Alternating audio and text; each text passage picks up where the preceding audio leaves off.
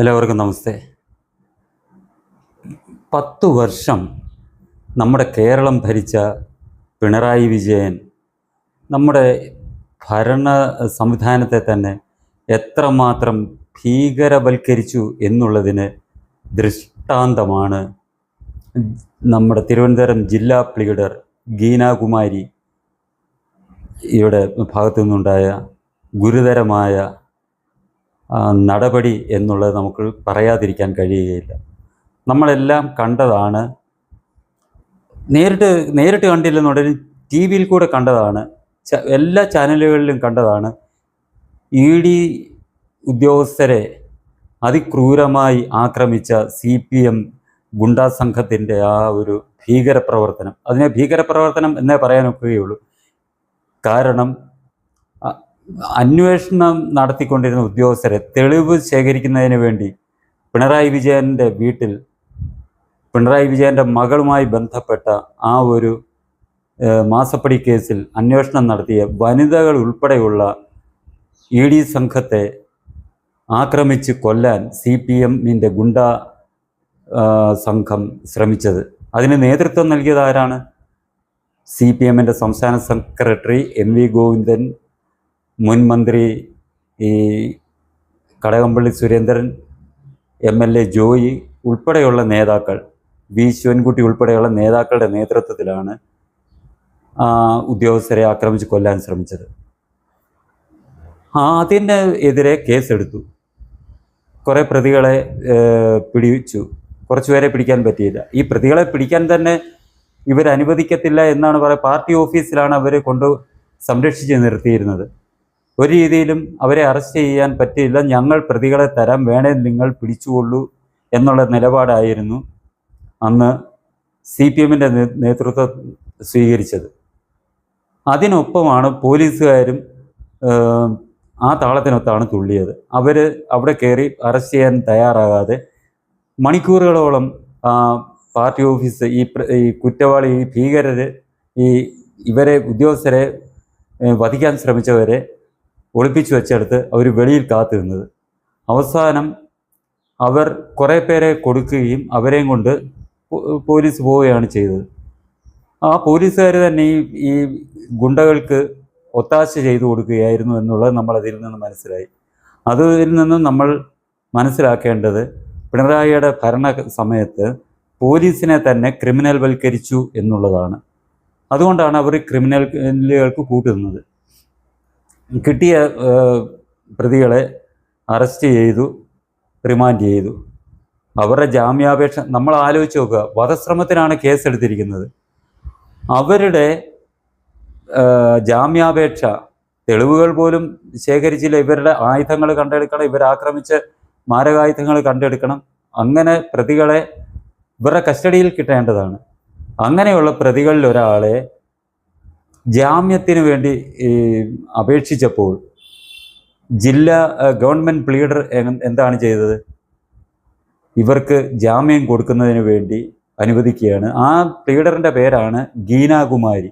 അവർ ഒന്നാം തരം പാർട്ടി പ്രവർത്തകയാണ്. ക്രിമിനലുകൾക്ക് കൂട്ടു നിൽക്കുന്ന ഉദ്യോഗസ്ഥരെയും നമ്മൾക്ക് ക്രിമിനൽ എന്ന് മാത്രമേ നമ്മൾക്ക് വിളിക്കാൻ കഴിയുകയുള്ളൂ. അങ്ങനെയേ നമ്മൾ കരുതാൻ പാടുള്ളൂ. ഈ ഗീനാകുമാരി എന്താണ് ചെയ്തത്?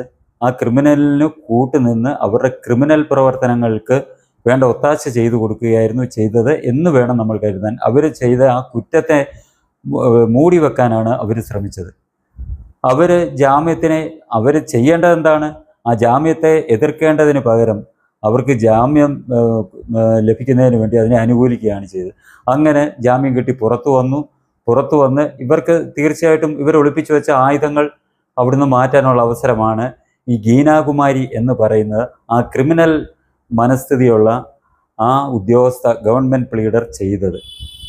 ഈ അധികാരം മാറിയ VD സതീശൻ എന്താണ് ചെയ്തത്? ഇത്തരം ആൾക്കാരെ ആ സ്ഥാനത്തുനിന്ന് മാറ്റി പകരം ആൾക്കാരെ നിയമിക്കേണ്ടതിന് പകരം ഈ സതീശനും അതിനെ തുനിയാതിരുന്നതാണ് ഈ ഗീനാകുമാരി ആ സ്ഥാനത്തിരിക്കാൻ കാരണം. അങ്ങനെ അവർക്ക് ജാമ്യം കിട്ടി പുറത്തു വന്നു. ഇപ്പോഴാണ് അത് ഇപ്പോൾ അങ്ങനെ ചെയ്യാൻ കാരണം ED ഇതിനകത്തിൽ കക്ഷി ചേരാൻ കോടതിയിൽ അപേക്ഷ കൊടുത്തു. അങ്ങനെ ED കക്ഷി ചേർന്നാൽ പോലീസിന് നാണക്കേടാവും, സർക്കാരിന് നാണക്കേടാവും എന്നുള്ളത് കൊണ്ട് മാത്രം ഈ ഗവൺമെൻറ് പ്ലീഡറെ തലസ്ഥാനത്ത് നിന്ന് നീക്കിയിട്ടില്ല ഇതുവരെ. അവരുടെ ആ ചുമതലയിൽ നിന്ന് മാറ്റി നിർത്തിക്കൊണ്ട് അസിസ്റ്റന്റ് ഗവൺമെൻറ് പ്ലീഡർക്ക് ചുമതല കൊടുത്തു. പോലീസും ഇപ്പോൾ അയാൾ ജാമ്യത്തിലിറങ്ങി വളരെയേറെ ദിവസങ്ങൾ കഴിഞ്ഞപ്പോൾ ED ഇതിനകത്തിൽ കക്ഷി ചേരും എന്നായപ്പോൾ മാത്രം ഈ ജാമ്യം റദ്ദാക്കുന്നതിനായി ആ കോടതിയിൽ തന്നെ അപേക്ഷ കൊടുത്തു. ദിവസങ്ങൾ വളരെയേറെ കഴിഞ്ഞതുകൊണ്ട് പുറത്തിറങ്ങിയ ഈ ഗുണ്ടയ്ക്ക് ആ തെളിവുകൾ നശിപ്പിക്കാനുള്ള അവസരമാണ് ഗീനാകുമാരിയും പോലീസും സർക്കാരും ഒരുക്കി കൊടുത്തത്. ഇതാണ് നമ്മുടെ കേരളത്തിൻ്റെ ആ ഒരു അവസ്ഥ. 10 വർഷം കൊണ്ട് എല്ലാ മേഖലയും ഈ ഭരണകൂട ഭീകരത എന്ന് തന്നെ പറയാം. ആ ഭരണകൂടം ആ പാർട്ടിയുടെ അണികളെ വെച്ച് ഭീകരപ്രവർത്തനമായിരുന്നു നടത്തിയിരുന്നത് എന്നുള്ളതിന് നമ്മളുടെ മുന്നിൽ ഏറ്റവും വലിയ തെളിവായി നിൽക്കുന്ന കാര്യമാണ് കേന്ദ്ര ഏജൻസി ഉദ്യോഗസ്ഥർക്ക് എതിരെ അക്രമം നടത്തിയ, അവരെ വധിക്കാൻ ശ്രമിച്ച ഈ പ്രതികൾക്ക് ജാമ്യം ലഭിക്കുന്നതിനായി അവസരം ഒരുക്കി കൊടുത്തതിലൂടെ നമ്മൾ കാണുന്നത്. ഇതേ രീതി തന്നെയാണ് എല്ലാ മേഖലകളിലും, ഗവൺമെൻറ്റിൻ്റെ എല്ലാ തലങ്ങളിലും അന്ന് പിണറായി വിജയൻ്റെ നേതൃത്വത്തിൽ CPMൻ്റെ ഭരണത്തിൽ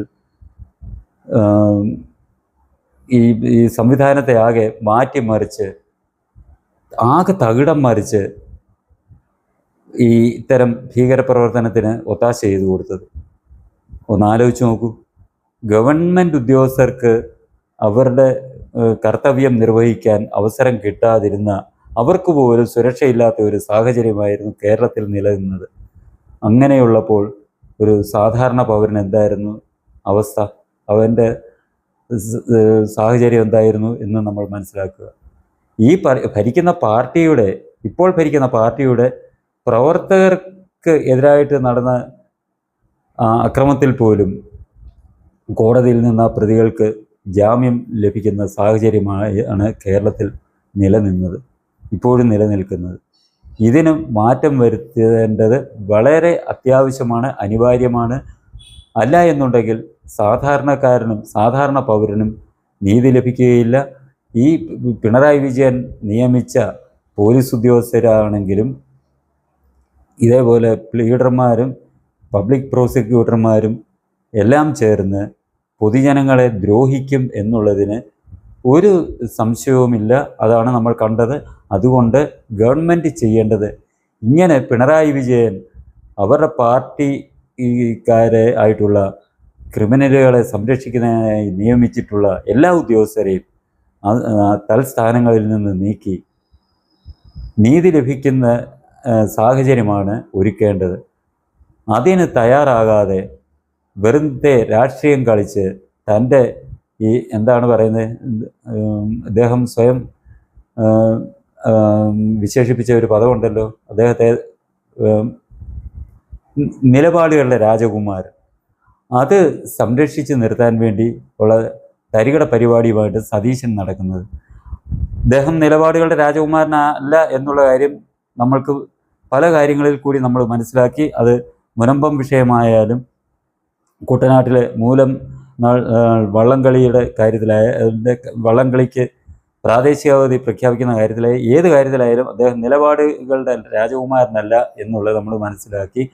അനീതിയുടെ രാജകുമാരനാണെന്ന് നമ്മൾക്ക് അദ്ദേഹം തെളിയിച്ചു തന്നു. എങ്കിൽ കൂടിയും ഇത്രമാത്രം ഈ വിമർശനവും നാണക്കേടും ഉണ്ടായ സ്ഥിതിക്ക് സതീശൻ അല്പമെങ്കിലും തിരുത്താൻ ശ്രമിക്കും എന്ന് മാത്രം നമ്മൾക്ക് പ്രതീക്ഷിക്കാം. ഈ ചാനൽ നിങ്ങൾക്കിഷ്ടമായെങ്കിലും പുതിയ വീഡിയോകൾ ലഭിക്കുന്നതിനും ചാനൽ സബ്സ്ക്രൈബ് ചെയ്യുക. തുടർന്ന് വരുന്ന ബെൽ ബട്ടണുകളിലും അമർത്തുക.